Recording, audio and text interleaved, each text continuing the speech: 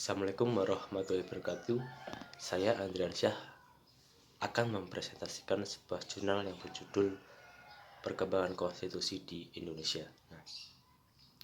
Pertama kali, pada suatu negara atau semua negara di dunia pastinya mempunyai sebuah konstitusi, karena konstitusi adalah sebuah syarat di mana konstitusi adalah sebuah syarat untuk berdirinya sebuah negara yang merdeka. Konstitusi adalah sebuah kerangka kehidupan yang sudah ada pada saat peradaban dunia dimulai.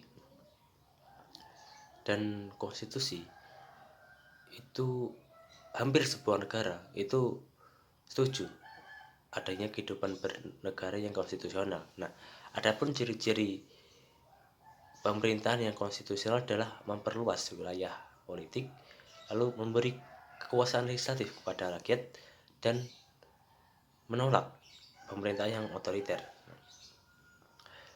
Pada saat zaman Yunani atau pada saat masa Aristoteles, yaitu Aristoteles sudah mengumpulkan banyak konstitusi dari dunia-dunia atau di negara-negara lainnya. Nah, pada saat itu pemahaman tentang konstitusi adalah sebuah kebiasaan atau adat atau peraturan yang ada pada negara tersebut atau peraturan-peraturan yang dibuat oleh seorang kaisar. Nah, seiring perkembangannya, adapun konstitusi itu mengaitkan terkait pernyataan-pernyataan oleh ahli hukum ataupun negarawan. Nah, di Indonesia sendiri, konstitusi itu pasti ada, karena syarat untuk negara merdeka itu harus mempunyai sebuah konstitusi. Nah, pada awal sebelum Indonesia merdeka, Indonesia dan Jepang itu membentuk sebuah BPUPKI atau Badan Penyelidik dan Persiapan Usaha ke BPUPKI, Badan Penyelidik Usaha Persiapan Kemerdekaan Indonesia. Nah, disitulah BPUPKI mempersiapkan syarat-syarat untuk mempersiapkan atau merumuskan syarat-syarat yang harus dipenuhi sebagai negara yang merdeka. Nah, sebagai negara Indonesia untuk membentuk dan menjalankan pemerintah, jika tidak membentuk sebuah konstitusi, pastinya nanti tidak akan berdirinya sebuah negara Indonesia. Nah, karena dalam konstitusi tersebut pada pembukaan alinea keempat Undang-Undang Dasar 1945 yang berbunyi, kemudian daripada itu, untuk membentuk suatu pemerintahan negara Indonesia yang melindungi segenap bangsa Indonesia dan seluruh tumpah darah dan seterusnya.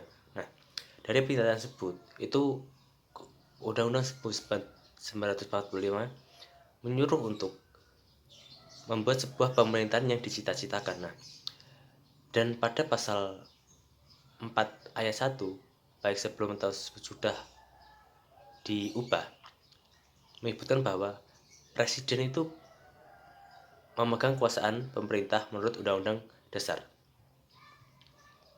Nah, sejak proklamasi kemerdekaan tanggal 17 Agustus 1945, nah, setelah itu tanggal 18 Agustus 1945, Undang-Undang Dasar 1945 disahkan sebagai konstitusi negara Indonesia hingga kini. Nah, pada Undang-Undang 1945, sesuai perkembangannya, itu pernah tidak menjadi sebuah konstitusi. Dan pada saat itu konstitusi itu bukan 1945 karena sebuah sistem parlementer. Nah, pastinya sekarang konstitusi mengalami banyak sebuah perubahan-perubahan. Nah, kenapa mengalami sebuah perubahan-perubahan? Karena pada perkembangan zaman itu adanya sistem politik itu sistem politik itu paling mempengaruhi. Nah, kenapa kita paling mempengaruhi sistem politik? Karena tidak sistem politik paling mempengaruhi sebuah Undang-Undang 1945 untuk diubah. Nah,